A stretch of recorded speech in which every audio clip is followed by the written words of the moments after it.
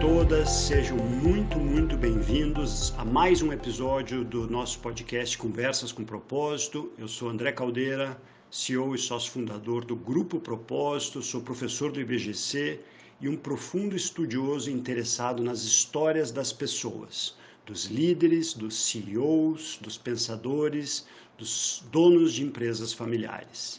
Trazemos sempre novos episódios a cada 15 dias e você pode conferir todos os anteriores nos nossos canais no Spotify e no YouTube. E eu convido você, se tiver interesse, a assinar a nossa newsletter Conversas com Propósito no LinkedIn, onde eu trago textos de minha autoria e também os episódios aqui do podcast. O meu convidado de hoje é uma pessoa que eu conheci recentemente, fiquei muito impressionado com a fala, com a trajetória e imediatamente já fiz o convite. É o CEO do AC Camargo Cancer Center, Dr. Vítor Piana de Andrade. Vítor, seja muito bem-vindo ao Conversas com Propósito. Olá, André, eu te agradeço muito, fico muito feliz de estar aqui para essa conversa solta sobre propósito. Muito bom. Vou fazer uma breve apresentação sua e a gente já vai engatar o nosso bate-papo. Fundado em 23 de abril de 1953 e inicialmente batizado como Hospital do Câncer, o AC Camargo é sinônimo de protagonismo e inovação no tratamento oncológico no Brasil. Atualmente prestando atendimento a mais de 100 mil pacientes por ano, a instituição foi a primeira no país a implantar o modelo Cancer Center, não sendo apenas um hospital, mas uma plataforma completa de atendimento a pacientes oncológicos, incluindo prevenção, investigação de casos suspeitos, tratamento, reabilitação e cuidados paliativos. Vítor ingressou na AC Camargo em 2005, inicialmente como médico patologista. Foi também coordenador da residência médica de patologia e ainda hoje atua como pesquisador e orientador na pós-graduação. Posteriormente, se tornou diretor médico e diretor de operações. E desde 2021, em plena pandemia, assumiu a posição de CEO. Natural de Vitória, no Espírito Santo, onde fez sua graduação na Universidade Federal do Espírito Santo, fez residência e mestrado em patologia na Universidade Federal de Minas Gerais, doutorado em oncologia na AC Camargo e pós-doutorado em patologia molecular do câncer de mama no Memorial Sloan Kettering Cancer Center, nos Estados Unidos. Vítor possui MBAs em Gestão de Saúde pelo INSPER e pela Harvard Business School e certificação em Gestão de Inovação na Saúde pelo Imperial College de Londres. Ele tem 50 anos, é casado há 23 anos com a médica reumatologista Daniele Andrade, tem 2 filhos, Valentina, de 14, e Dante, de 12 anos. No tempo livre, Vítor gosta de estar na natureza, de preferência fazendo atividades físicas. Temos aí algum ponto em comum, viu, meu caro? Joga tênis e faz pilates regularmente, e seu hobby preferido é o mergulho com cilindro, que conforme ele mesmo aponta, infelizmente tem feito pouco. Muito bem, eu tenho muitas perguntas para você, mas eu vou começar sempre com a primeira que eu faço para todos os meus convidados aqui. Eu queria te pedir para você trazer um momento, um trecho, um recorte da sua história que foi marcante e que ajudou de alguma forma a definir quem você é hoje. Bom, André, eu acho que a minha vida, para chegar até aqui como CEO do AC Camargo, ela não foi tão planejada como carreira, não. E aconteceram muitas encruzilhadas que eu tive que decidir sobre por onde ir, né? De todas, a que eu ressaltaria como a mais importante de todas é a minha mudança de profissão, né? Deixar de ser médico para ser executivo. Ela aconteceu de forma repentina, não foi algo que eu esperava, foi um convite de surpresa e que eu tive poucas horas ou dias para aceitar. E eu precisei me reinventar como pessoa. Mas essa reinvenção, eu acho que ela foi muito positiva para mim, me ajudou a ser quem eu sou hoje, porque eu acho que, de certa forma, foi um resgate de algo que eu valorizava muito na minha adolescência. Eu me lembro de, como adolescente, ter assim, uma vontade muito grande de conseguir ajudar as pessoas, né? E de estar muito voltado assim, para uma construção de uma coisa maior. E a minha vida como patologista, ela era significativa, porque você decidir benigno, maligno e a vida das pessoas é significativa, você está impactando muitas pessoas, eu também treinava muitas pessoas, mas eu acho que eu resgatei essa coisa da adolescente, do propósito de fazer algo grandioso nessa transição. E eu precisei me reinventar como pessoa. Não foi simples essa mudança para mim.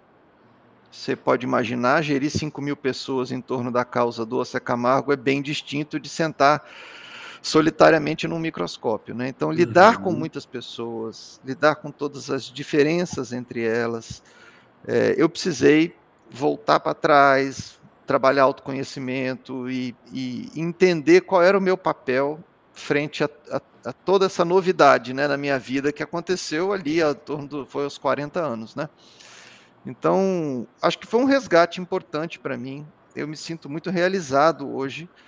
E essa vida executiva, com todo esse trabalho de autoconhecimento, de encontrar o caminho de habilitar o melhor de cada pessoa para fazer algo extraordinário aqui na causa do Camargo, me tornou uma pessoa melhor. Eu acho que eu sou um pai melhor, um marido melhor, uma pessoa melhor como um todo. Eu acho que foi a transição mais significativa da minha vida. Apesar de que eu mudei de cidade 2 vezes, de país uma vez, né, e depois mudei de profissão. Então foram muitas mudanças numa vida. Eu fui aproveitando as oportunidades que a vida me dava sem olhar para trás, né? Cada decisão só olhava para frente para fazer dar certo. Certo. Eu fiquei curioso agora com essa mudança, né? O momento da mudança, que era uma das perguntas que eu inclusive já te faria. Como é que foi essa notícia? Consegue trazer o recorte específico? Quer dizer, você estava ali olhando para suas lâminas ou você está falando do momento em que você assume como diretor médico ou no momento em que você assume como Isso. diretor médico? Então você sai Essa transição do microscópio para a diretoria médica, eu acho que Entendi. foi a mudança mais significativa de todas. Como é que Né? foi isso? Me conta. E Como é que porque chegou a como ela notícia? aconteceu? Essa altura eu estava no Camargo, trabalhando como patologista. O patologista é um profissional que atua, é um hub de comunicação das especialidades em torno da oncologia, né? Todo mundo Certo. que trabalha para fazer um diagnóstico precisa do patologista, é ali que chega a biópsia, né? E o resultado, o laudo do que a gente faz é o que permite o plano terapêutico. Então, a gente está ali no meio do processo, é como se fosse o estreito da ampulheta, né? É. E relacionando com todos os especialistas. E eu também trabalhava fazendo ensino, então pós-graduação, treinando residentes e fazendo pesquisa. Então, os 3 pilares mais importantes de um Cancer Center, eu tinha atuação e era daquelas pessoas que ficava o dia inteiro no Camargo, 12, 14 horas por dia, fazendo tudo isso ao mesmo tempo. Eu tinha também vivido 2 anos no Memória Sloan Kettering, que é uma instituição que o Camargo admira, e naquele momento tinha acabado de chegar uma CEO nova aqui no Camargo, a Vivian Rosso, que tinha como estratégia levar o Camargo ao patamar desses Cancer Centers internacionais, como tem o MD Anderson em Houston, como tem o Memorial em Nova York, o Instituto Curie em Paris, o Princess Margaret em Toronto. O Brasil precisava ter um Cancer Center aqui em São Paulo. E aí, essas minhas vivências todas colocavam clareza da onde a gente queria chegar. E ali eu fui convidado a assumir esse posto de diretor médico, que era uma cadeira nova, não existia. O Camargo ele tinha 70 especialidades médicas e elas eram um pouco independentes, cada um fazendo o seu melhor. E o convite para eu ser um diretor médico era um convite para integrar essas especialidades em linhas de cuidado, né? Que é aquela, assim, de fato, montar uma instituição centrada na necessidade do paciente. E aí eu tinha que organizar, nós decidimos na época por 12 linhas de cuidado, câncer de mama, câncer de pulmão, câncer de cabeça e pescoço, são as linhas de cuidado de acordo com a necessidade do paciente. E o meu papel era organizar as especialidades, as 70 especialidades, em 12 times de alta performance, né? Que fizessem assistência de alto padrão, o ensino e a pesquisa. Então, acho que os caminhos que eu percorri na minha vida é a minha atuação em tensa aqui no José Camargo, foram que me qualificaram. E também uma pitada daquele jovem com vontade de transformação. Certo. Eu não queria nunca deixar as coisas como estavam, eu tinha essa vontade da transformação.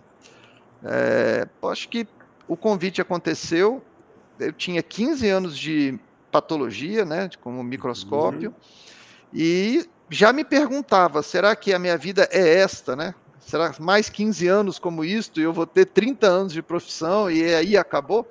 Eu vinha me perguntando, tinha uma certa inquietação sobre de que forma eu ia conseguir fazer algo diferente, maior, né? Então o convite veio em boa hora, eu não sabia exatamente o que eu teria que fazer, mas eu aceitei prontamente porque era um chamado, era um desafio institucional e se era para contribuir com uma transformação, eu não queria saber muitos detalhes, eu estava lá. Isso diz um pouco sobre a minha pessoa, né? Um otimista que pula dentro e faz as coisas sem perguntar muito dos riscos, né?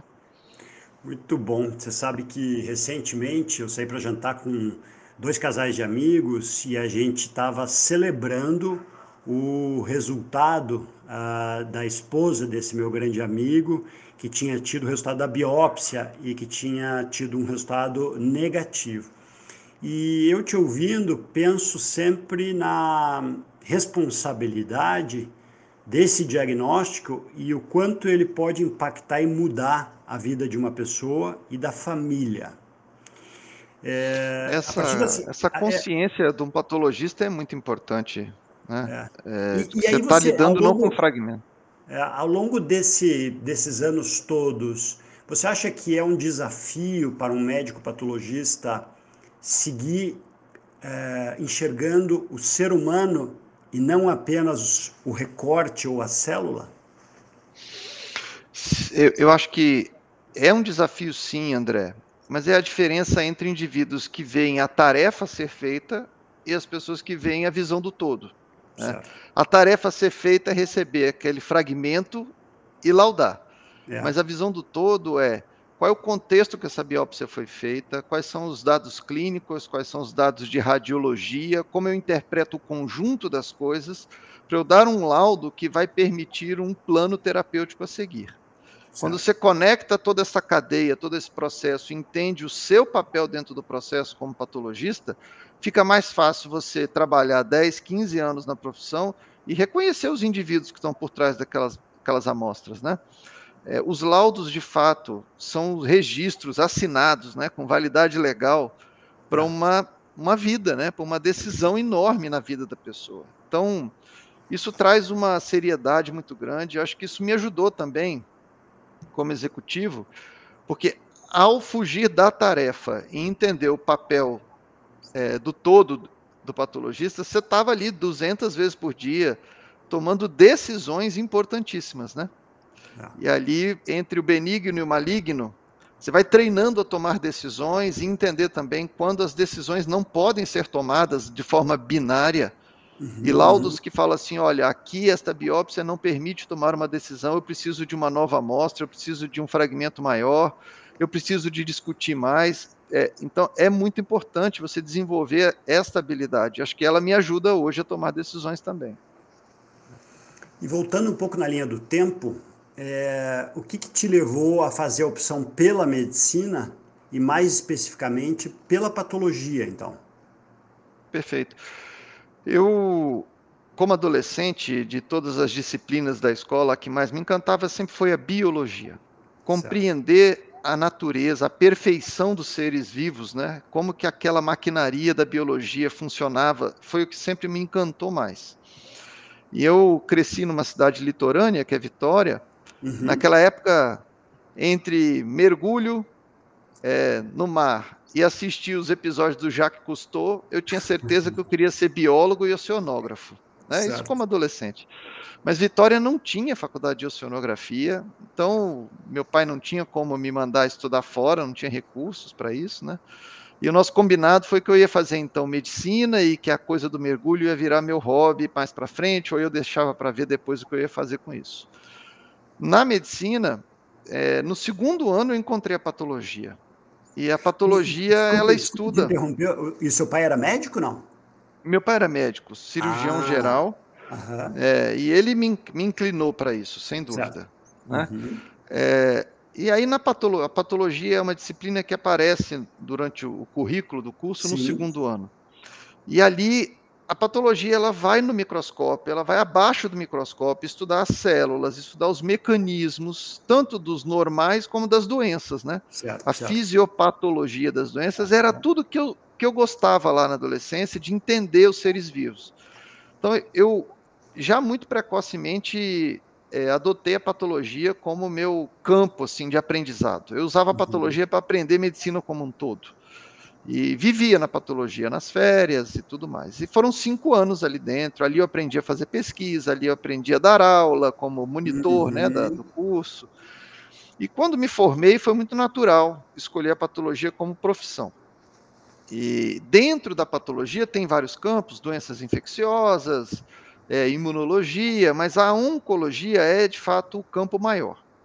E é onde o patologista ele encontra um campo de atuação de protagonismo, de relevância, porque ninguém começa a tratar um câncer sem ouvir o que o patologista tem a dizer. E eu exercitei isso lá em Belo Horizonte por 3 anos, voltei para Vitória e fui muito feliz com essa profissão, entendendo o papel, a responsabilidade de um patologista dentro da oncologia, né? Então, me realizei plenamente na profissão, fui para os Estados Unidos por causa disso, para aprender coisas que a gente ainda não tinha aqui no Brasil na época, né? Esse conceito do Cancer Center, onde surgiu isso e por que surgiu isso? Porque é um conceito relativamente novo quando a gente olha para o Brasil, né? O AC Camargo existe há muito tempo, obviamente é uma super referência, mas eu acho que vale você trazer um pouco desse background para quem está nos assistindo. Perfeito. De fato, é um conceito que fora do Brasil, Estados Unidos e Europa já é bem comum. Existem centenas de instituições montadas desta forma lá. Aqui no Brasil, o nosso sistema de saúde ele é muito voltado para hospitais, né? A partir de hospitais que as pessoas escolhem o plano de saúde que vão ter, né? Fala assim, que hospital atende, né? Como se o pronto-socorro fosse a porta de entrada mais importante do sistema de saúde. Quando a atenção primária, o médico de família, é a coisa de mais bom senso que a pessoa deveria ter, né? Todo mundo deveria ter o seu médico que conhece a vida toda da pessoa e escolhe o momento de necessidade de um hospital. Um Cancer Center não é um hospital. Um hospital existe dentro de um Cancer Center para os momentos de alta criticidade. Mas um Cancer Center, ele é desenhado para as necessidades do paciente, que começam muito fora de um hospital. Uma pessoa com câncer, primeiro, um Cancer Center cuida desde prevenção, diagnóstico, estadiamento, tratamento e a vida após o câncer. O que é o estadiamento, Vitor? Estadiamento é você compreender até onde o câncer já foi. Ele foi diagnosticado e uma informação muito importante para se decidir como vai tratar é saber, tá bom, ele é um câncer de mama, mas até onde ele já se estendeu? Ele está restrito à mama? Ele se espalhou para os linfonodos da axila ou ele já tem metástase no pulmão ou no cérebro? Porque essa extensão do tumor define muito o tratamento e o que pode ser feito, tá bem? Então, essa jornada que vai de antes do câncer, prevenção e diagnóstico, durante o câncer e após o câncer, tudo isso faz parte de um Cancer Center. E um Cancer Center, ele lida com todos os tipos de tumor, em qualquer idade, em qualquer complexidade, e ele está muito preparado para alta complexidade. Porque nele você tem alto volume, os profissionais vão ficando muito experientes, e eles estão preparados para tomar conta da mais alta complexidade que pode ter. Usam esse alto volume e essa complexidade para formar pessoas. E também usam os gaps de conhecimento para desenvolver projetos de pesquisa para encontrar novas soluções. Então, veja que por meio da assistência, do ensino e da pesquisa, um Cancer Center, ele não existe por si só, ele existe para desenvolver o tema da oncologia na sociedade que ele pertence. Ele é mais do que um local de tratamento, ele é um local de desenvolvimento para a oncologia local, ou loco regional. Né, formando pessoas, desenvolvendo soluções novas, inovando uma série de aspectos. Fica um caldeirão de conhecimento, de aprendizado. Né? aonde os pacientes encontram o ambiente adequado para qualquer necessidade oncológica que eles tenham. E quando a gente, obviamente eu me preparando aqui para essa entrevista com você, e o que a gente acompanha, a incidência do câncer, ela vem aumentando, né? E eu acho que tem um lado que é o resultado do envelhecimento da população, porque antigamente a gente poderia ter inúmeros casos de câncer, mas não tinha tecnologia ou conhecimento para saber que aquilo se tratava de câncer, e também as mudanças no estilo de vida. E, ao mesmo tempo, eu li que cerca de 40% dos cânceres são evitáveis, o que parece um paradoxo para mim. O aumento da incidência da doença e, ao mesmo tempo, as maiores chances de cura. Queria ouvir teu comentário a respeito disso. Perfeito. André, o câncer é causado por mutações que acontecem no nosso código genético. Essas mutações acontecem ao longo da vida, elas vão se acumulando.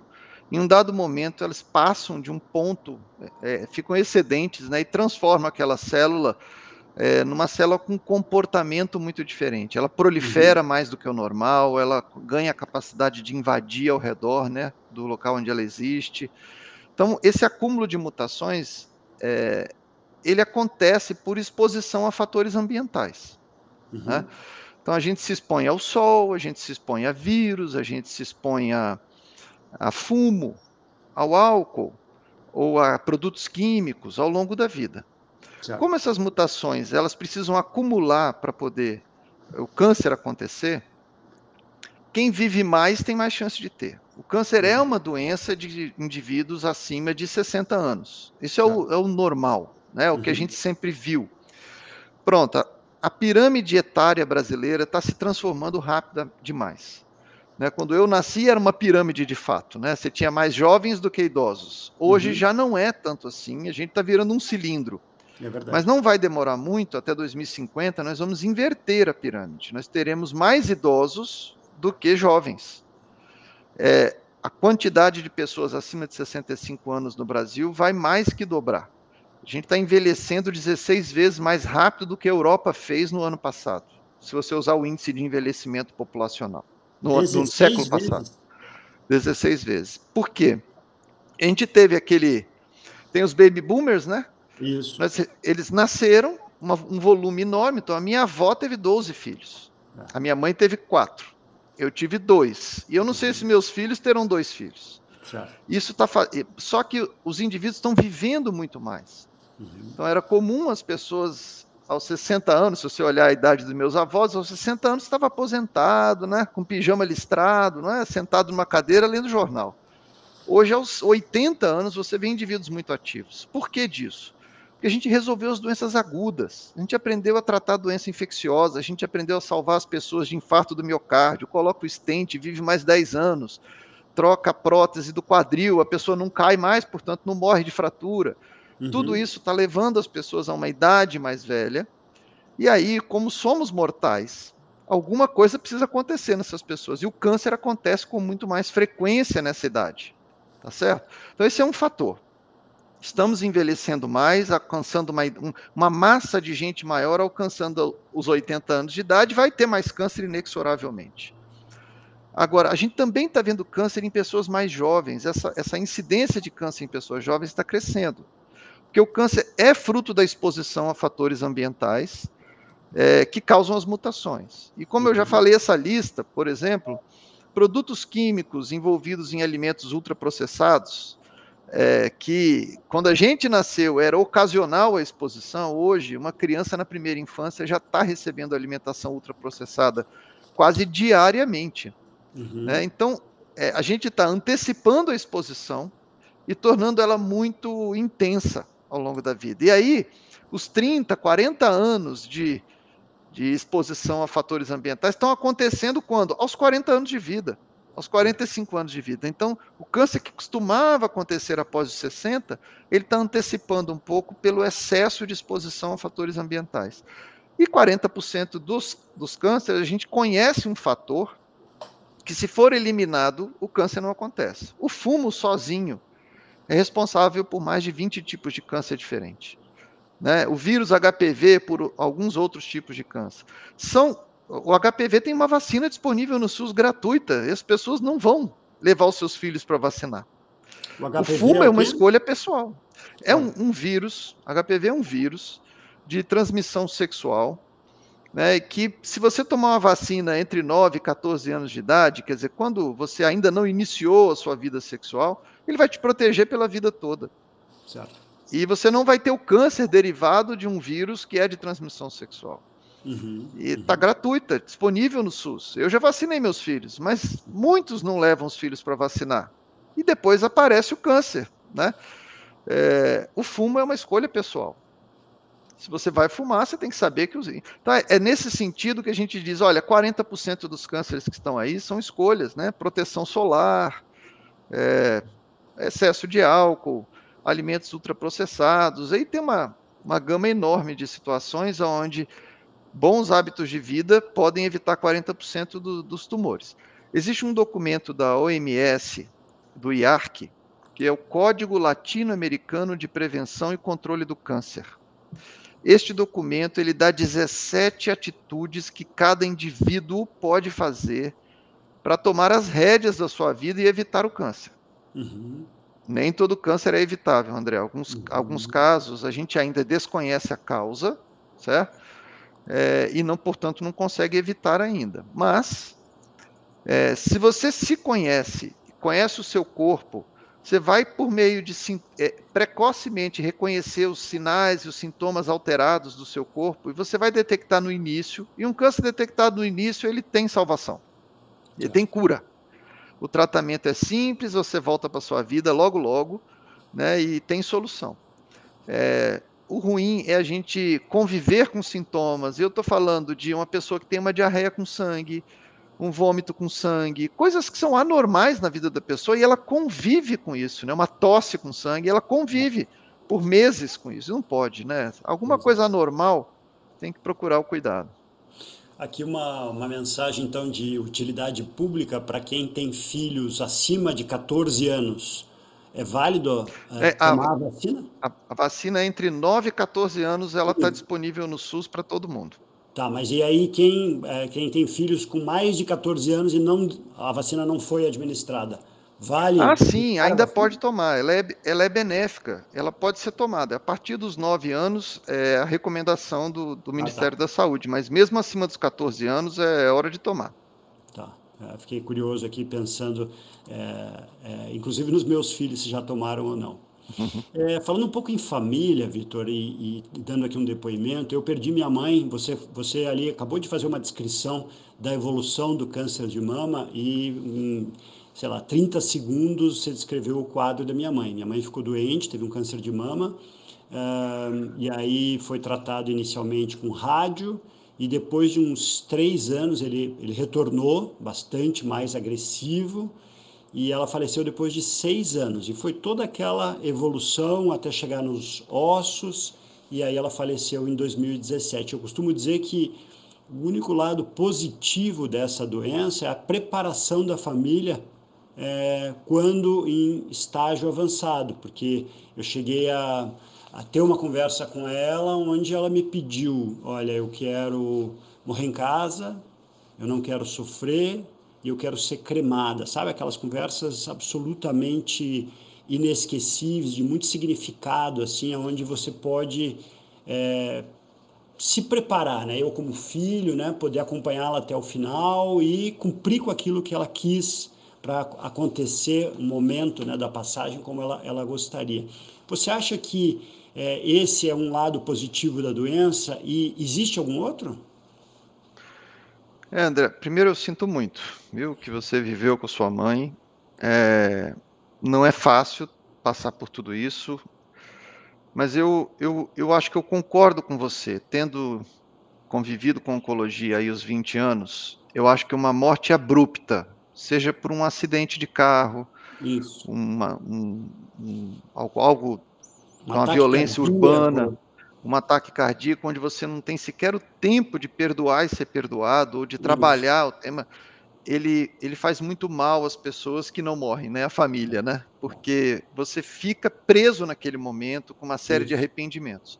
O câncer, como ele é lento e gradual, você vai digerindo aquilo tudo. e ainda que a doença progrida e que você ama a pessoa, você não quer ver ela sofrendo, né? Isso. Então, se for bem assistido, e que me parece você teve toda a assistência, né? Quer dizer, é possível falar sobre qualidade de morte, e no dia que a morte acontece, os indivíduos estão conscientes e livres para o amanhã, É.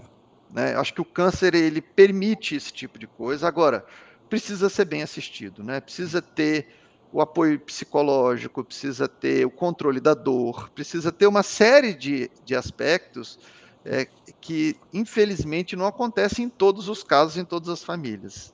Mas aquela imagem antiga da gente ver a pessoa morrer com uma dor excruciante, né? Que ficou marcado na cabeça de muita gente, e aí não quer nem falar do assunto. Às vezes não quer nem fazer o exame de prevenção porque não quer falar da doença, né? Isso.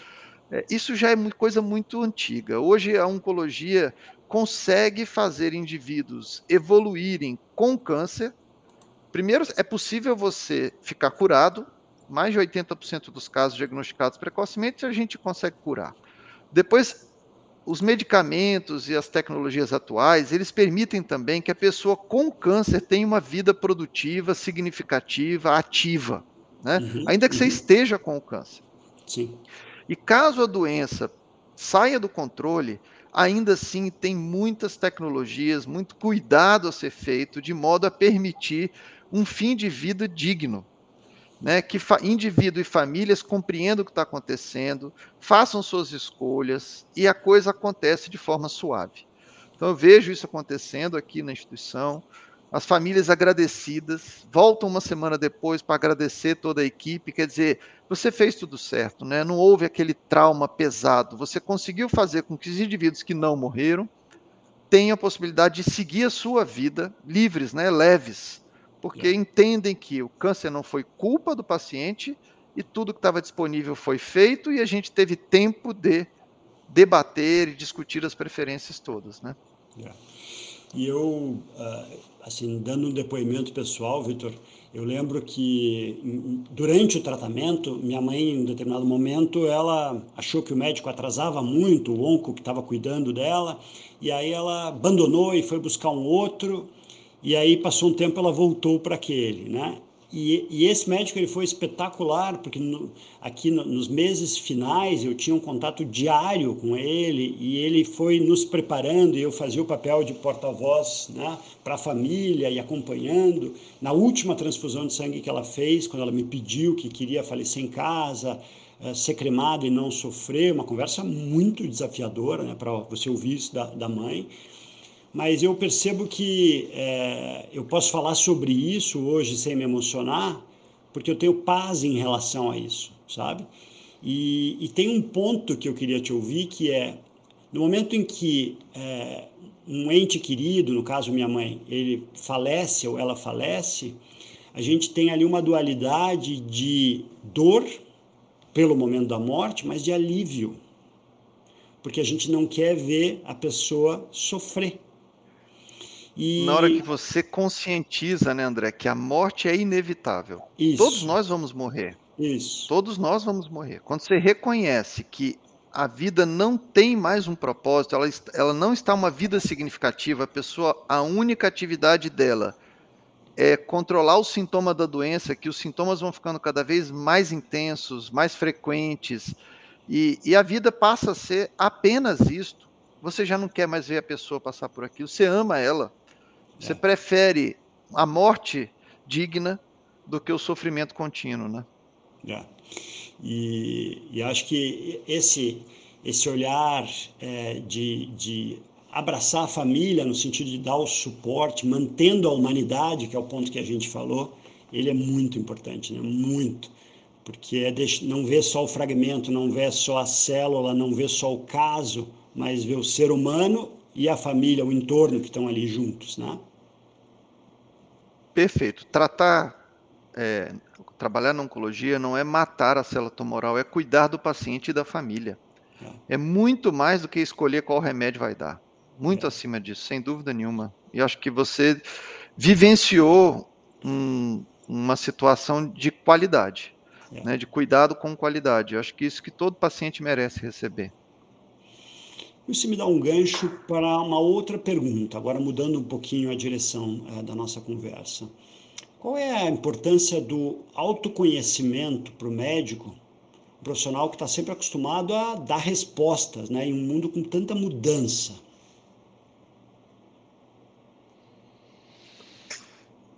Olha, André, de fato, acho que os médicos foram formados para deter todo o conhecimento dentro deles, né, e estarem prontos para agir a qualquer momento.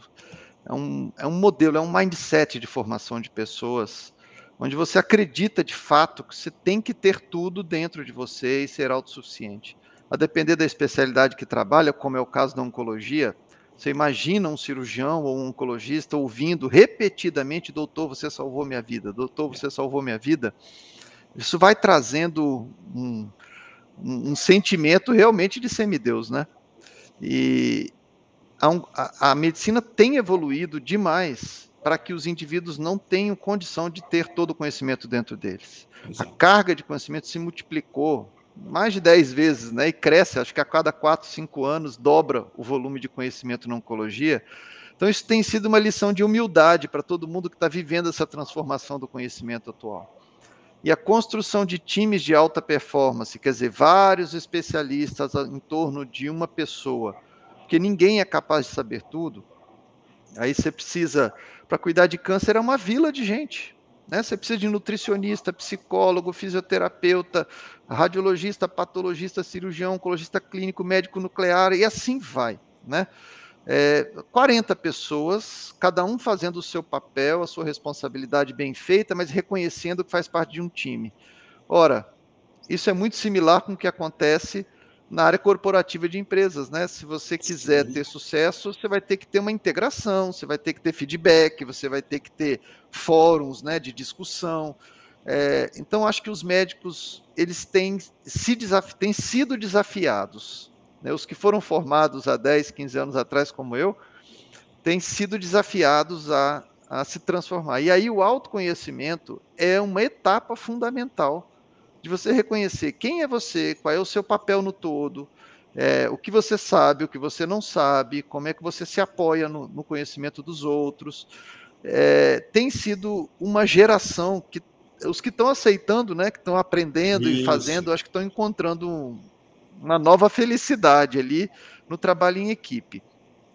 Resultados extraordinários, eles são alcançados quando você consegue entender o papel dessa equipe, né, e de tudo que pode ser feito a mais. Não adianta ter só bons músicos, né? Você tem que combinar a partitura, treinar para poder ter uma orquestra sinfônica funcionando. É. Não é ruim ter um bom músico tocando uma música solo, mas acho que a orquestra sinfônica é um resultado extraordinário que, quando está falando de saúde, esse é o objetivo, né? E eu tenho visto cada vez mais médicos buscando o autoconhecimento e entendendo o seu papel de líder. O Uhum. paciente sempre viu o médico como líder da vida dele. Isso, Né? isso, Ele, quando está numa instituição de saúde, ele não enxerga o CEO como líder da instituição, ele enxerga o médico. isso E que o mesmo. médico vai coordenar a enfermagem, vai coordenar todos que estão em volta. Mas o médico não se via assim. Ele se via no consultório dele fazendo a tarefa dele.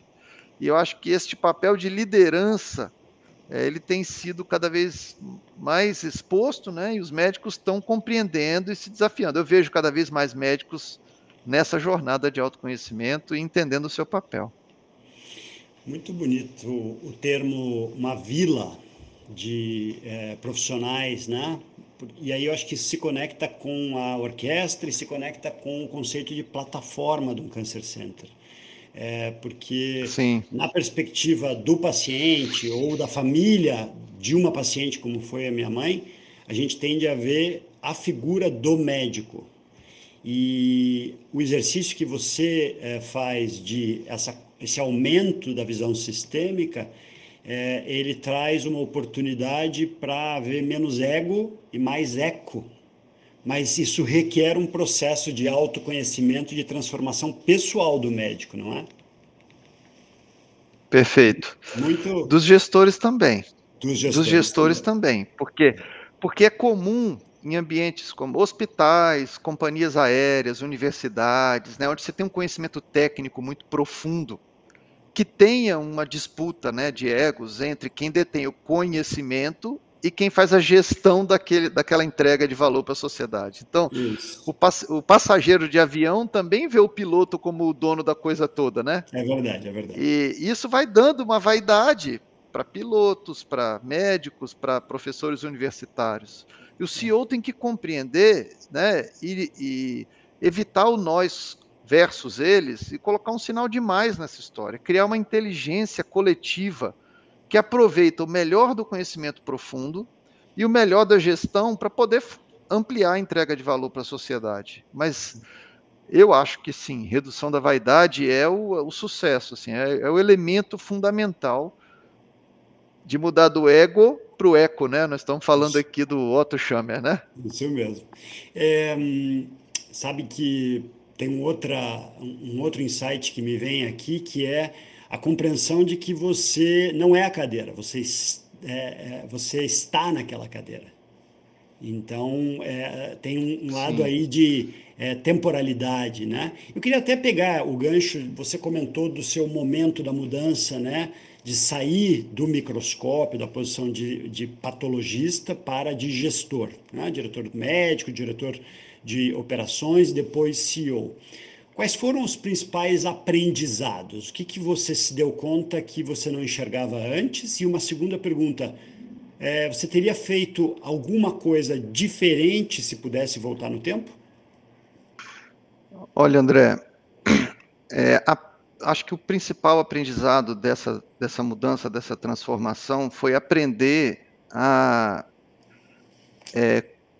habilitar nas próprias pessoas, né, o seu melhor para construir um todo que nos levasse como instituição para um lugar melhor, né?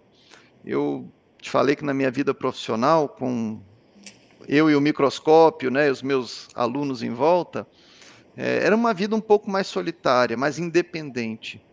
E ao me transformar num gestor, na época de 700 médicos, cada um com seu conhecimento muito profundo, todos eles sabiam mais do que eu o que fazer. Então, o meu papel, encontrar o meu papel nessa história e reconhecer que eu era um coordenador, um influenciador de pessoas para que todos quisessem unir os seus conhecimentos em prol de uma causa maior. Uhum, Né? Eu precisei, nesse processo, entender a diversidade das pessoas para poder conseguir trabalhar, que todos quisessem ir ao mesmo tempo para o mesmo lugar. E isso, acho que a coisa mais mágica que me aconteceu nos MBAs foi entender os MBTIs, os estilos das pessoas e como o meu estilo conversa com o estilo do outro, né? E como eu tenho que uhum, habilitar as conversas produtivas, adaptando o vocabulário, tendo repertório para conseguir fazer nascer dentro daquela pessoa a vontade dela mesmo querer ir para o lugar onde todos precisamos ir. uhum, Acho que esta habilidade de lidar com as pessoas e a motivação interna das pessoas. Então, conhecer cada um, entender o que cada um quer para si mesmo, ver o quanto aquilo tem de encaixe no propósito da instituição, nos objetivos institucionais, e ver de que forma gerar um movimento em cada um para que o todo caminhe numa velocidade e direção adequadas. Esse era uma habilidade que eu não tinha antes, ou não utilizava uhum. antes. Eu tive que aprender uma vez estando no cargo. E Certo. acho que foi, sem dúvida, o aprendizado maior dos meus MBAs. Poderia ser finanças, né? Poderia ser riscos, negócios, marketing, mas não foi. Foi esta conexão com as pessoas e entender como habilitar cada um para que o todo encontrasse esse resultado extraordinário. Eu acho que acabei criando um estilo de gestão para mim, que é esse estilo de é, influenciar, né, e não dirigir, né, não ditar o que fazer, porque eu lidava com pessoas muito inteligentes. Até me lembro na entrevista que você fez com o Cabreira, ele citou um livro que agora eu já quero ler, que chama Organizando Gênios, né? Aham, Que, isso. que é justamente assim, as pessoas têm muito conhecimento, elas são melhores do que você no que precisa ser feito, como é que você usa a habilidade para organizá-los, né? Esse para mim foi um aprendizado. O que eu teria feito diferente, se eu pudesse voltar no tempo, eu acho que eu escolheria aprender as referências e boas práticas antes de começar a fazer. A minha carreira me desafiou muitas vezes dessa forma. Eu tive que aprender ao mesmo tempo que já sofria por não saber fazer. Certo. Isso aconteceu como diretor médico, aconteceu como diretor de operações e aconteceu como CEO.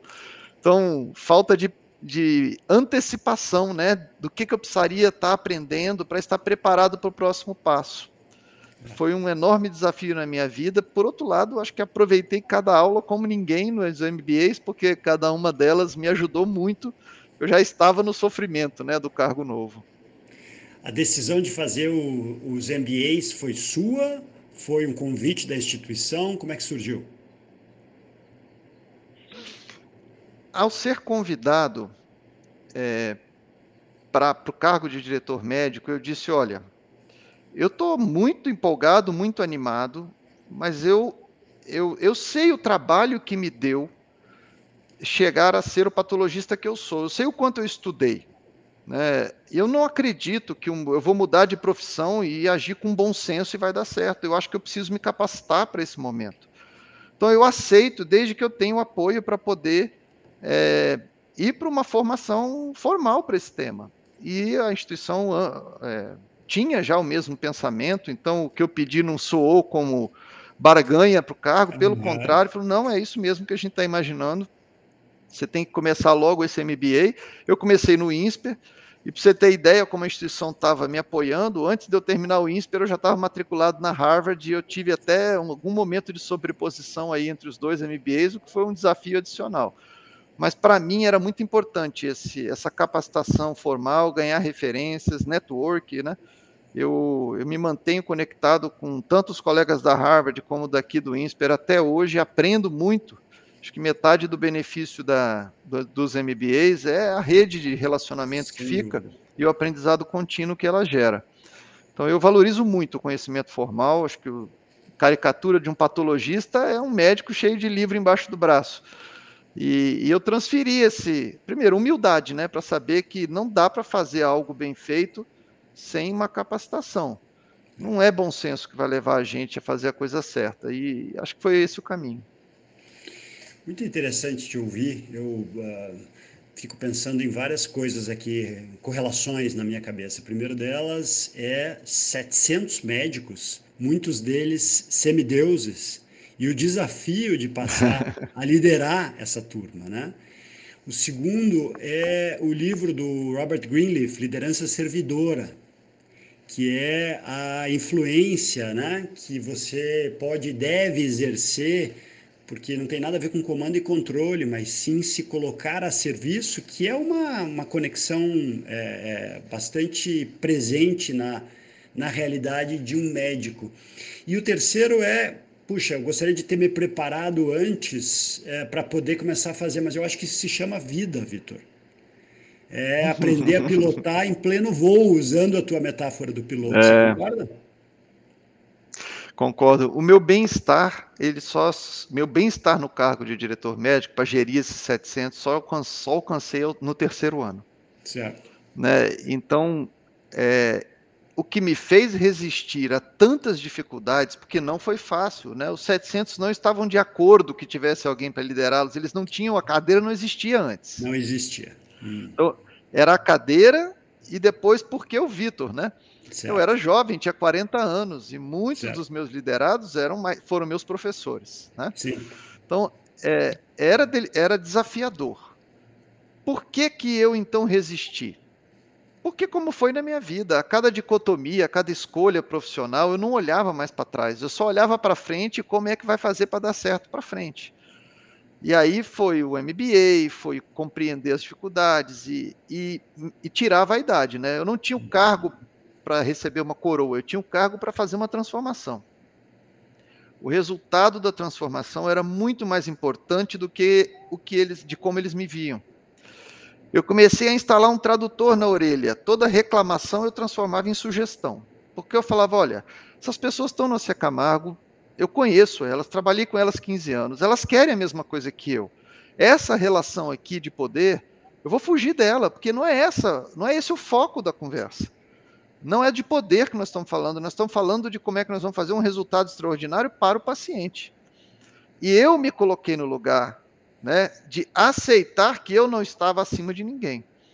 Cheguei até a desenhar uma arquitetura institucional que não tem o diretor médico em cima e as outras especialidades embaixo. Tem o paciente no centro, os especialistas ao redor do paciente e o diretor médico mais por fora ainda.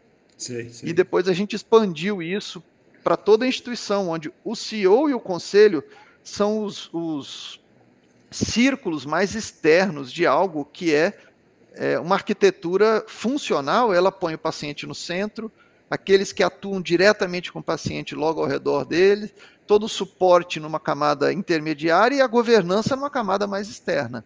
Acho que essa arquitetura circular e integrada, ela representa muito melhor o que a instituição faz do que você botar o conselho, o CEO, os diretores, os gerentes, e onde que aparece o médico?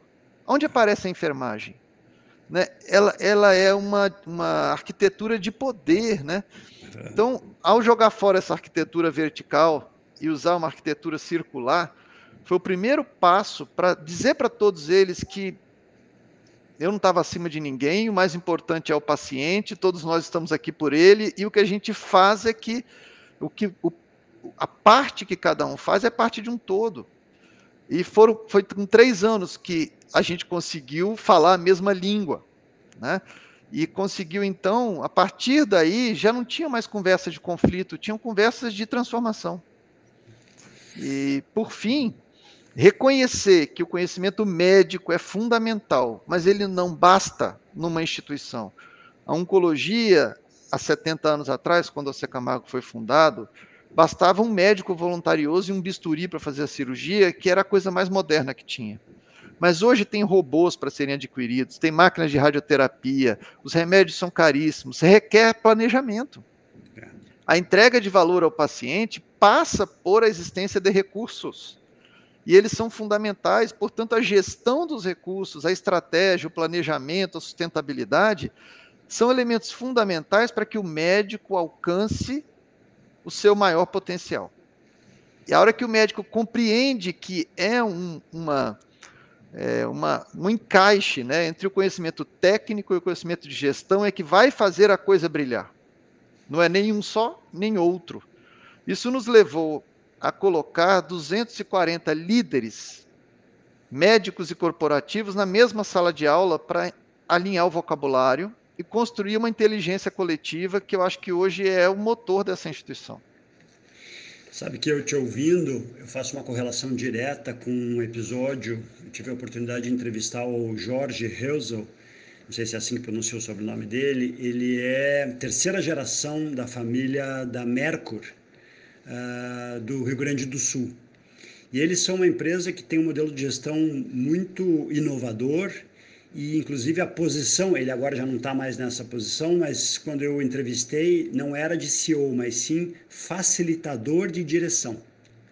Então, veja que se conecta diretamente com esse conceito que você trouxe, se conecta também com o tema do autoconhecimento, de você entender o seu funcionamento, entender o do outro, que você trouxe, né, a partir do aprendizado do MBA, e influenciar esses médicos colocando a tradução, né, eu chamo isso de tecla SAP, quer dizer, puxa, se a gente tem a mesma missão, se o propósito é o fortalecimento da instituição, como é que a gente cria uma língua comum que possa buscar esse resultado?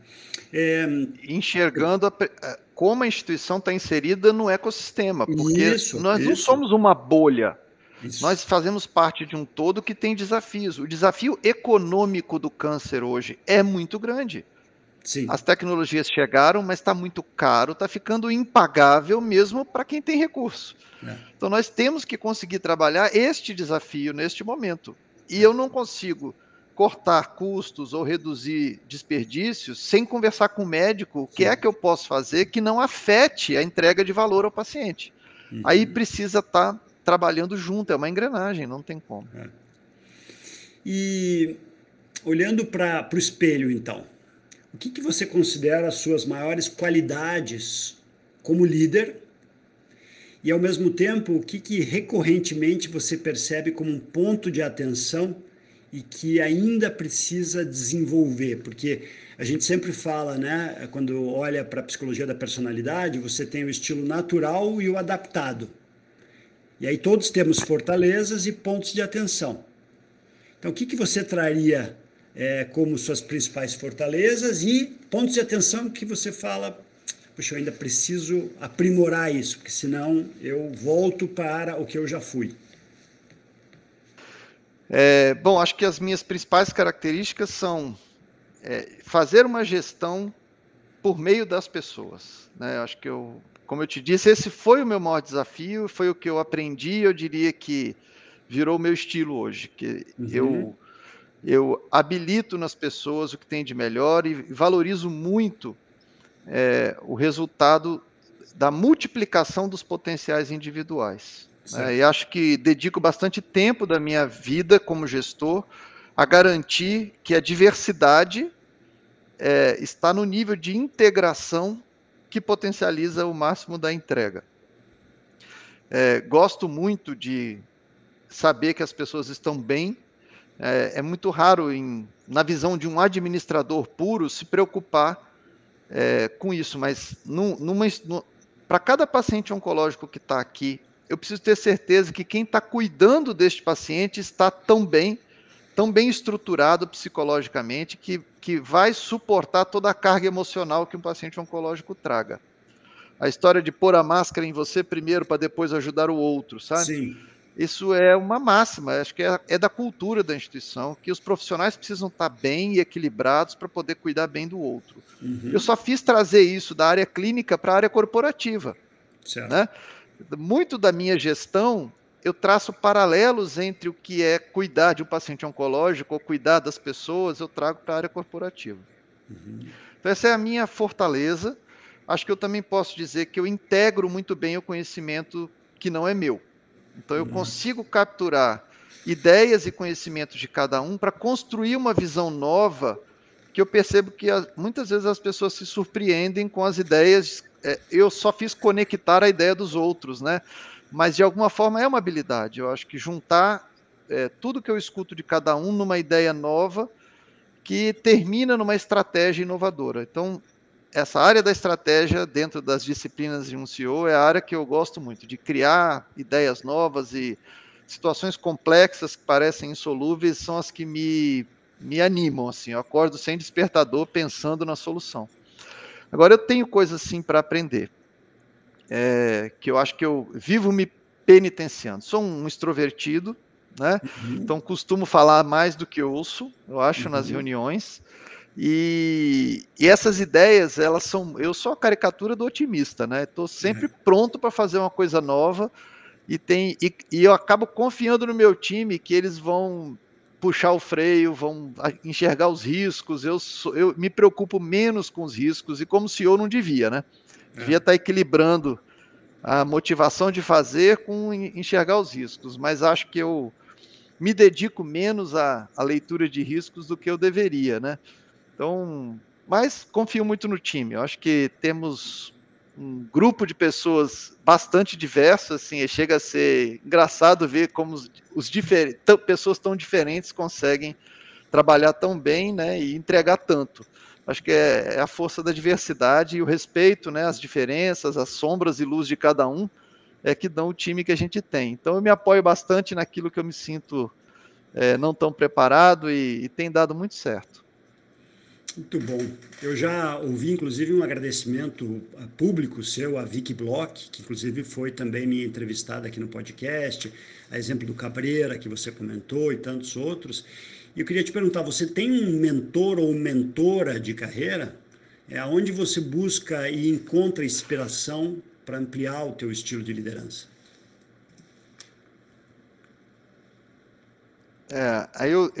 A Vicky é a minha mentora de carreira, eu continuo tendo muitas interações com ela, acho que desde que eu me tornei executivo, bem no começo da carreira, acho que a Vivian Rosso, que foi a CEO que me acolheu aqui como diretor médico, né, foi uma pessoa muito importante, uma inspiração para mim, por toda a visão ampla e muito inteligente, colocou uma régua bastante alta, o qual eu tentei me inspirar bastante, né. Mas atualmente a Vicky é a pessoa que me ajuda muito, né? Que não me deixa passar reto na curva e que me mostra os caminhos, né? Sim. Adoro cada livro que ela me indica, eu leio imediatamente, porque valorizo muito o conhecimento e as referências que ela traz. Então, ela tem me ajudado muito, ampliar network, alternativas possíveis para mim, como me colocar como CEO para o mercado como um todo, né? E enxergar perspectivas que às vezes não são tão óbvias para mim. São conversas sempre muito preciosas que eu tenho com ela e me ajuda muito. Eu gosto muito do contato que eu tenho com ela, é um privilégio enorme para mim. Mas tive pessoas que me ajudaram ao longo da carreira. Eu quero ressaltar uma pessoa que durante toda aquela dificuldade na transição de carreira, eu ganhei uma psicóloga para andar do meu lado que me ajudou imensamente, né? A Gedna Bonfim é Hum. uma espécie de business partner, na época trabalhava comigo diretamente. Então, para a camada mais operacional, para o dia a dia, eu acho que ela fez a minha carreira dar certo. E na carreira mais, na visão mais estratégica, acho que a Vivian Rosso e a Vicky Bloch são de fato as duas pessoas que me ajudaram muito a ser o executivo que eu sou. Excelente, meu caro. O conselho do AC Camargo tem nomes de grande peso, né? Como José Hermílio de Moraes Neto, Laércio Cosentino da TOTUS, Pedro Passos da Natura, Luiz Prete, que é presidente do Conselho da Votorantim Cimentos, e o Mauro Figueiredo, que é presidente do Conselho da Axê Laboratório. E aí eu só estou pegando algumas posições que eles têm, mas são pessoas de muita senioridade, muito peso. Como é que é para você ser o CEO de uma organização com um conselho com tanta bagagem, tanta experiência? Eu admiro muito os nossos conselheiros e tem uma diversidade muito grande neles, né? Assim, cada um veio de uma indústria diferente, eles têm um grande Uhum, número de contribuição. Eu lembro que são todos pro bono, né? Então dedicam o seu tempo à causa da oncologia no Brasil e uhum. estão sempre muito motivados a apoiar, né?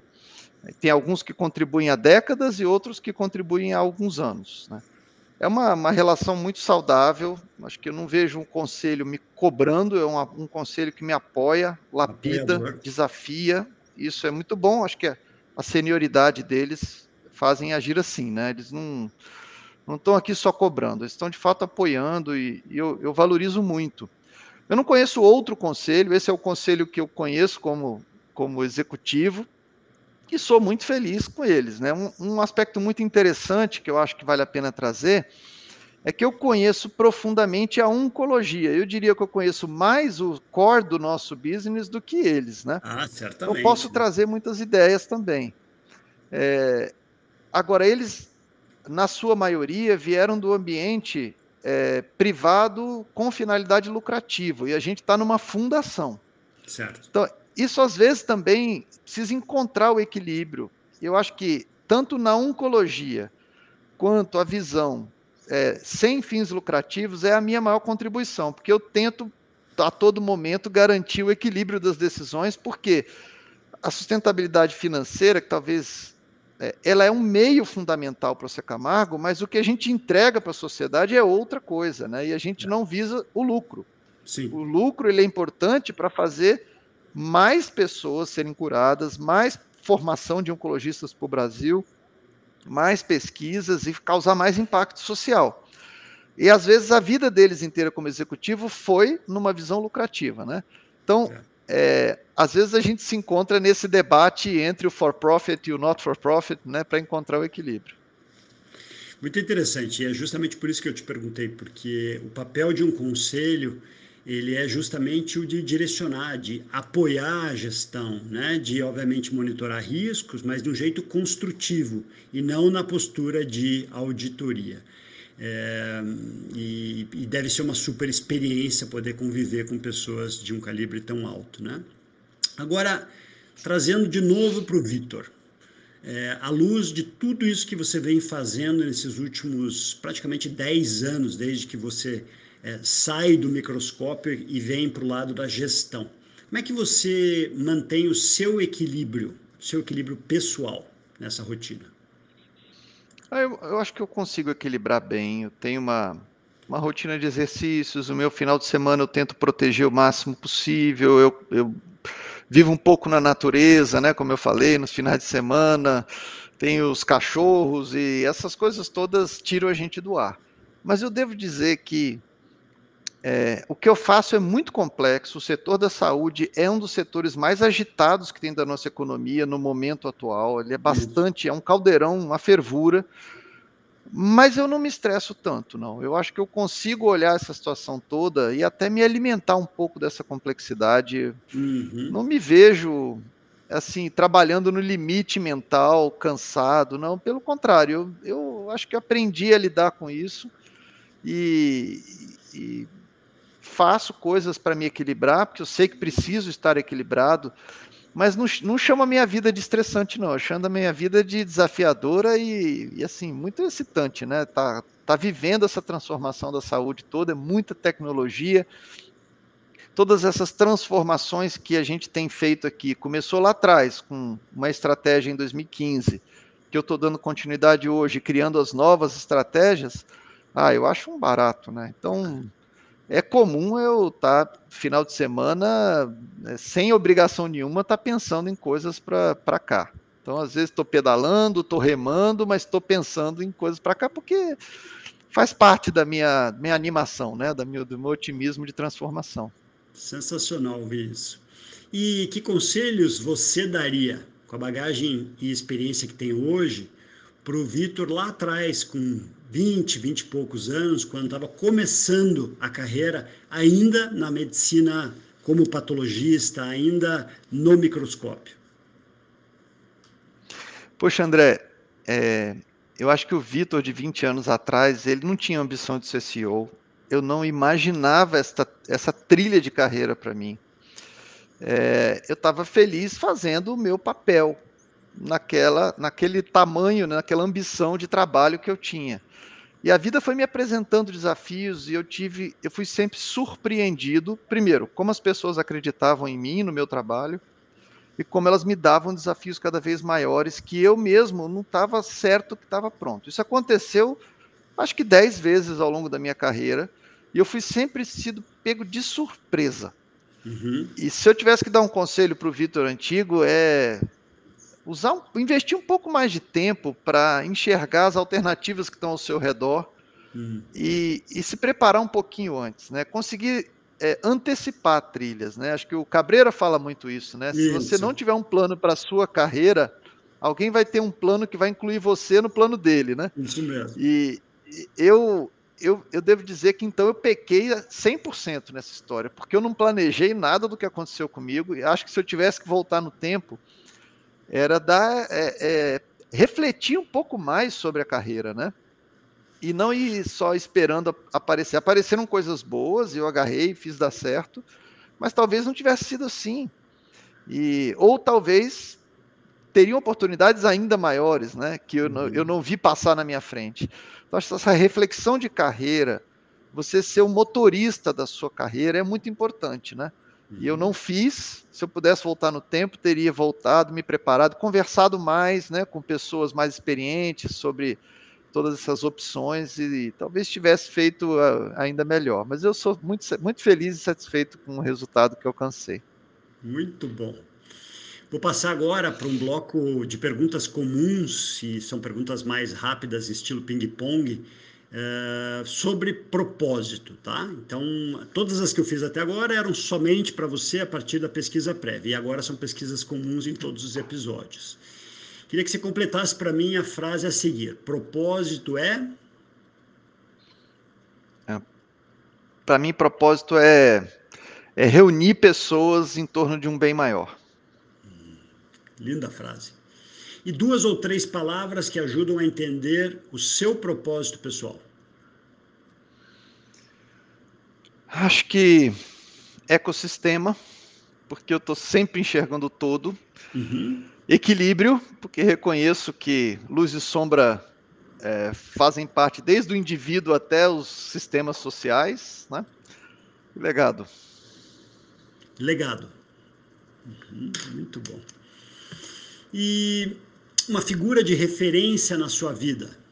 Pai, mãe, professor, E as razões de citação dessa pessoa na sua trajetória? Eu tive muitos, muitos, André. Eu acho que as mais poderosas são do começo da vida, né? Porque elas formam o seu caráter e ajudam você a moldar o indivíduo que você vai ser para a vida toda. Então, acho que no ambiente familiar, eu tive um pai que foi assim um exemplo de perseverança e trabalho, e uma mãe que era o exemplo de humanização. Então, dali nasceu um equilíbrio muito grande, e eu sou muito feliz e grato pelas referências que tive em casa. Como é que eles se chamam? Meu pai, Denizar Gonçalves de Denizar. Andrade, faleceu nesse começo de ano agora, em fevereiro. E minha mãe Muito. está viva e muito ativa, chama Elza Piana de Andrade. Dona Elza, muito bom. E tive um professor, sim, o meu professor da patologia, aquele que me despertou, que fez eu ter certeza que a medicina foi uma escolha certa. Ele é o Dr. Paulo Merson, né, Paulo Roberto Merson de Vargas, lá da Federal do Espírito Santo, um patologista super excêntrico, filósofo, pensador, e que me ensinou a pensar. Colocou uma régua alta desde cedo, me ensinou a desafiar o status quo das coisas, e foi fundamental na pessoa que eu sou hoje. E foi lá no começo, aos 20 anos de idade, que eu encontrei com ele. Eu acho que muito do que eu sou e do que eu penso e da forma como eu enxergo o mundo não veio só de casa, veio dele também. É um eterno agradecimento a ele. Que legado do Dr. Paulo, hein? Muito bom. Uhum. E você tem uma história de vida ou carreira que seja engraçada ou inacreditável que poderia compartilhar aqui? Todos nós temos trechos, né? Coisas que a gente passou e que ou é muito engraçado ou é inacreditável. Tem alguma que você possa compartilhar com a gente? Olha, André, para falar a verdade, se eu te contar isso, eu fui casado, eu estou casado com a mesma pessoa há 23 anos, né? Que é a Uhum, Daniela Andrade. uhum, E eu te falei que eu queria ser mergulhador, e que o mar é uma coisa importante para mim. sim. Então, quando eu estava recém-formado na patologia, trabalhando em Vitória, sócio do laboratório lá, eu estava plenamente feliz. Eu não tinha por que querer outra coisa. O meu laboratório era 5 minutos de casa e minha casa era 2 quadras da praia. Certo. Então eu fazia exercício 5 horas da manhã, 7 horas já estava no laboratório, fazia exercício na hora do almoço, trabalhava até as 8 da noite, a vida estava plena, né? Bom, a minha esposa resolveu passar na USP para fazer reumatologia. E aí começou uma sequência de coisas na minha vida que eu, até os 10 anos de casado, eu tinha morado mais separado do que junto, Sei. né? Ela veio para São Paulo e eu fiquei lá, em Vitória, trabalhando. E o motivo pelo qual eu vim para São Paulo foi porque estava muito difícil viver separado. E eu Aham. tinha um bom emprego lá, mas eu acabei vindo para São Paulo para equilibrar minha vida pessoal com a profissional. Quando eu cheguei aqui, um ano depois, ela foi para os Estados Unidos fazer o pós-doc dela. E eu não fui, Isso né? parece o Feitiço de Áquila, aquele filme. É, e aí então assim, eu já estava casado há 4 anos, mas tinha morado 3 separado, Certo. né? Quando eu morei um ano junto aqui, ela arrumou o pós-doc para fazer em Nova York. Então, Uhum. por um ano eu não fui morar em Nova York, mas eu fui a Nova York a cada 15 dias, 26 vezes em um ano, para poder manter o casamento, né? Sim, Trabalhava como maluco aqui, em São Paulo. Mas sim. um ano e meio depois, eu decidi que eu precisava ir para lá também. Então eu fui para Nova York para poder fazer o meu pós-doc lá, né? E foi sempre assim, a minha vida, hoje eu sou CEO, pode parecer que eu trilhei a carreira para ser CEO, não foi. Eu fui vivendo muito dos momentos, das oportunidades, né? Então aconteceram coisas incríveis comigo, porque eu vinha para São Paulo toda semana, né, no começo, antes de trabalhar na Secamargo, eu fazia o meu doutorado aqui. Aham. E de tudo aconteceu. Vinha de avião, vinha de ônibus, fui assaltado no ônibus foi parar na delegacia, tudo aconteceu comigo nessas viagens. E para Nova York também. Saía daqui sexta-noite, voltava domingo à noite, eu passava 36, 40 horas em Nova York nessas viagens.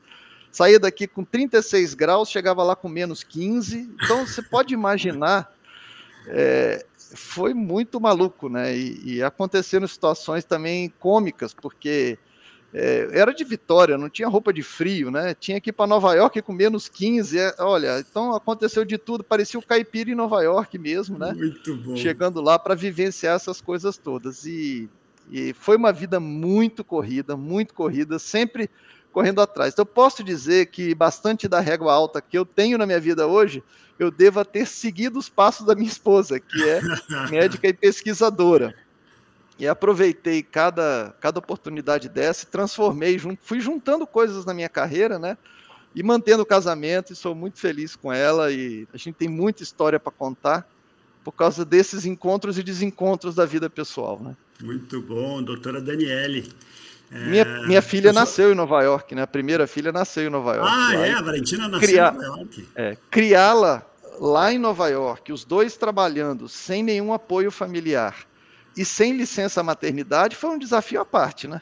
Nossa, só posso imaginar. Muito bom. Eu É. sou casado com uma Daniela, então tem mais aí um ponto em comum. É, se você pudesse convidar qualquer pessoa no mundo, Vitor, para uma refeição e uma conversa, e a pessoa pode já ter falecido ou estar viva, quem seria e por quê? Com certeza eu chamaria o Antônio Prudente e Carmen Prudente, o casal que fundou a Secamargo, Você, porque eles Camargo. deixaram aqui uma missão, uma história.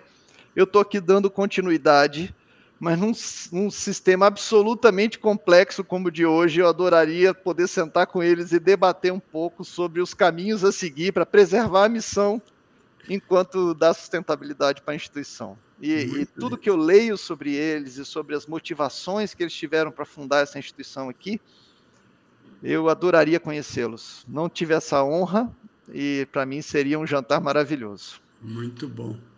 Que outra profissão você poderia ter tido? Acho que seria bem feliz se eu tivesse sido ou jogador de tênis ou oceanógrafo. Ou oceanógrafo, é o que eu imaginei. Tivesse cuidando de corais, estaria bem feliz hoje. Qual foi o melhor ou o pior conselho que você já recebeu? Acho que o pior conselho que eu escutei algumas vezes é que a escolha da profissão deveria ser feito pelo dinheiro. Ah, Isso eu escutei de muitas pessoas ao longo da vida. E às vezes vai fazer medicina porque dá dinheiro, e depois da medicina, não, escolhe a especialidade que dá dinheiro. Acho que as pessoas têm um apego a isso, né? Que eu sempre rejeitei esse conselho e para mim ele não faz sentido algum, né? Porque se você não trabalhar naquilo que você de fato acorda domingo sem despertador feliz para fazer, não vai dar certo, yeah. né? O melhor conselho, eu escutei ele uma única vez, mas ele ressoa na minha cabeça todos os dias. E a frase é a seguinte, depois eu explico como ela veio. Yeah. Reúna toda a sua serenidade que você tiver em casa e traga amanhã para o trabalho. Olha. Essa frase foi dita para mim pela Vicky Bloch. E ela completou e disse assim, eu não posso te dizer por quê. No dia seguinte, quando eu cheguei no trabalho, eu fui convidado para ser o CEO. E eu não tinha a menor ideia de que isso aconteceria. Em plena Certo? pandemia, né? Em plena pandemia, entre a terceira e a quarta onda. Eu não tinha a menor ideia. Quando ela me disse essa frase, reúna toda a sua serenidade e traga para o hospital amanhã, eu passei 1h30 sentado numa cadeira no escuro, imaginando o que seria que aconteceria amanhã no Secamargo. E esta alternativa não passou pela minha cabeça. Eu imaginei várias coisas. Imaginei uma crise política, uma crise, qualquer outra coisa.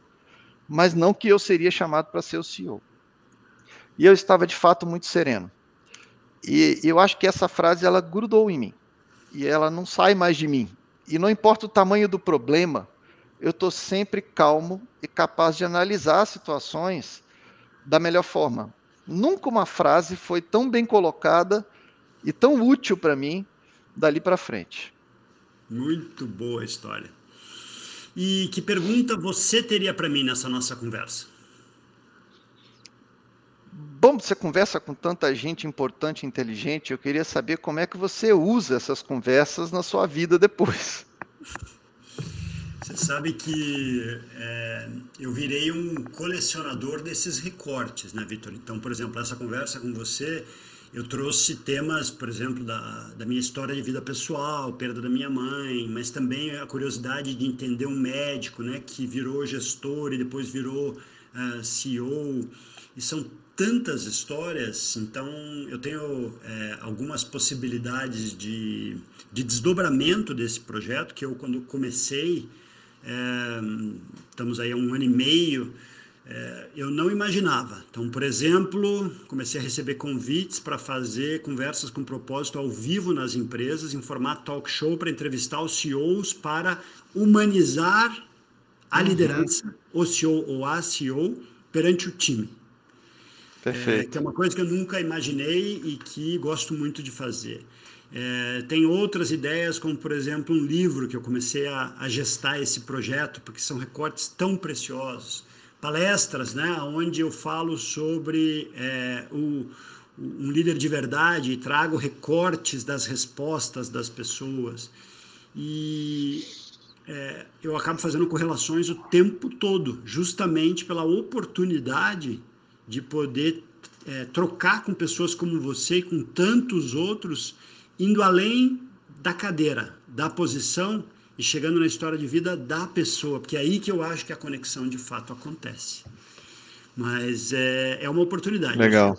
Eu sou um privilegiado, né? Porque eu nunca imaginei que um projeto como esse pudesse me transformar para eu ecoar tanto para tanta gente, sabe? Muito bom. A Vicky comentou que você é um leitor voraz, né? Então eu queria que você citasse alguns livros marcantes na sua vida e as razões para a citação. E eu vou me permitir, a gente falou ali do líder servidor, do Robert Greenleaf, mas eu lembrei de um outro te ouvindo, eu não sei se você já leu, chamado Mortais. Nós, a Medicina Sim. e o que realmente importa no final, do Atul Gawande, que é um livro maravilhoso que eu dou de presente para muitas pessoas, normalmente amigos, pessoas que eu conheço que estão com os pais na fase final da vida, né? Não sei se você já leu esse livro e eu queria ouvir as Eu tuas. já li. Sim, eu já li o Mortais e já distribuí na minha família também, durante o processo de adoecimento do meu pai. E também esse foi um livro que o AC Camargo distribuía em eventos durante muito tempo. Ah, é? Então a gente fazia às vezes um evento, você convida palestrantes, você tem que dar o brinde em vez de dar o Sim, chocolate, dá livro, né? certo. E esse era o livro que a gente escolheu distribuir, porque eu acho que ele é de uma profundidade Maravilhoso, muito né? grande. É útil para qualquer um, vai Isso. muito além de quem trabalha com oncologia, né? Qualquer indivíduo se beneficia na leitura desse livro para É, reconhecer com profundidade o ser humano, é. né? Bom, esse livro, sim, está na minha lista. O Líder Servidor, do Robert Greenleaf, foi o primeiro livro que a Vicky me deu para ler, assim que Ah, eu é? ainda era diretor médico, e me Uhum. moldou como gestor. Eu acho que ali foi um resgate que eu fiz do Vitor adolescente, aquele Vitor idealizador, que queria salvar o mundo, né? Acho que muitos Certo. adolescentes têm isso na cabeça. E depois você vai trabalhar, vai, né, receber o seu salário para ter a sua vida, comprar suas coisas, né? E esse livro, acho que resgatou em mim essa vontade de fazer algo maior. Então, sem dúvida nenhuma. Também ganhei um livro quando virei de diretor médico para diretor de operações. Na saída da Vivian Rosso, ela me deu um livro que é Liderando para um Futuro que Emerge, do Otto Schammer, Assim, que acho que é um dos livros também muito importantes que me ajudaram muito. a pensar que sociedade eu quero, né, para mim, para os meus filhos, para minha família, para todo mundo, e qual é o meu papel em ajudar esse ecossistema, né, sair do egossistema para o Isso. ecossistema, é dali que nasceu essa coisa. Tem mais um que também acho foi muito importante para mim, especialmente por trabalhar numa instituição filantrópica, num ambiente de saúde, que chama Power and Love, Amor e Uhum. Poder. É Uhum. do Adam Kahane, Uhum. e ele fala sobre essa dualidade, né? Quer dizer, assim, os negócios, pelo simples objetivo de ganhar dinheiro e distribuir dinheiro para sócios, para lucro para sócios, eles não vão fazer o que tem que fazer, né? E do outro lado, né, organizações muito puristas, jesuítas, como é o Médicos Sem Fronteiras, talvez, que dependem 100% de doação, também não vão conseguir, elas vão ficar anêmicas e nunca vão alcançar o bem que poderiam fazer. Então, como é que a gente encontra o equilíbrio entre uma coisa e outra? Eu acho que a instituição que eu estou hoje mira muito nesse equilíbrio, e foi muito importante esse livro para me dar uma referência de que o meio termo, né, quer dizer, ter o recurso financeiro para fazer o bem social, o impacto é cada vez maior, você vai precisar desenvolver sustentabilidade financeira e sair do... dinheiro não é pecado, né? Numa instituição filantrópica. Me ajudou a construir o conceito de uma instituição pujante para o impacto social. Muito bom, muito bom. Eu acho que é a transformação sustentável, né? Que se conecta com o legado que você trouxe. Se você tivesse poderes mágicos por 1 minuto e pudesse mudar uma única coisa no mundo, o que você mudaria? Eu acho que a coisa que eu acho que mais atrapalha o mundo a ser melhor é a vaidade. Se a gente pudesse eliminar a vaidade, a gente teria um mundo substancialmente melhor, né? Então, se me desse o poder, eu tirava a vaidade daí. E pensando em legado, vamos pensar assim nos filhos dos seus filhos. Que tipo de legado você quer deixar? Caso lembrem de você, vão falar assim, o vô Vitor foi uma pessoa que... eu quero ter uma história de transformação significativa na nossa sociedade, né? Aqui eu estou vivendo o ambiente da oncologia. A oncologia é um tema gigante para o mundo todo. Então, se for dentro da oncologia, eu já fico feliz, né? Quer dizer, criar uma transformação para melhor dentro do ambiente da oncologia já me deixa feliz. Mas não é só na oncologia. Eu acho que eu me satisfaria com deixar uma sociedade melhor, né? Em qualquer grande tema. A oncologia é o tema do momento que me move bastante. Sem dúvida, sem dúvida. E para finalizar, alguma frase, uma mensagem importante que você pode compartilhar com a gente? Bom, eu não sou um indivíduo preso a frases, não tenho todas elas prontas, tá? Então, mas tem algumas, né, que são fortes o suficiente para guiar. Uma delas, para mim, é a melhor forma de prever o futuro é criá-lo. Certo. Eu li pela primeira vez com Peter Drucker, mas há quem diga que foi Abraham Lincoln que disse ela pela primeira vez, né? E eu não tenho certeza, mas li ela no livro do Peter Drucker. Muito bom. Meu caro, foi maravilhosa a conversa, sem dúvida uma conversa com muito propósito. Quero te agradecer enormemente aí pelo tempo e disponibilidade. Eu que agradeço, André. Para mim foi muito rico, uma oportunidade de rever minha carreira, pensar minhas escolhas e olhar para frente também. Sempre muito bom poder fazer essas pausas de reflexão, né? E eu fico muito feliz de fazer parte da lista dos seus videocasts agora, né? Porque muito honrado pela lista de pessoas que está lá de fazer parte desse time. Muito, muito obrigado, Vitor. E obrigado a você que acompanhou mais esse episódio aqui do nosso podcast. Agradeço pelo seu tempo, pela sua escuta atenta, pela sua audiência. Se você gostou, eu peço que você curta, que você comente, que você compartilhe. E vamos juntos ecoar mais diálogo, mais inspiração e mais propósito. Muito obrigado e até o nosso próximo episódio.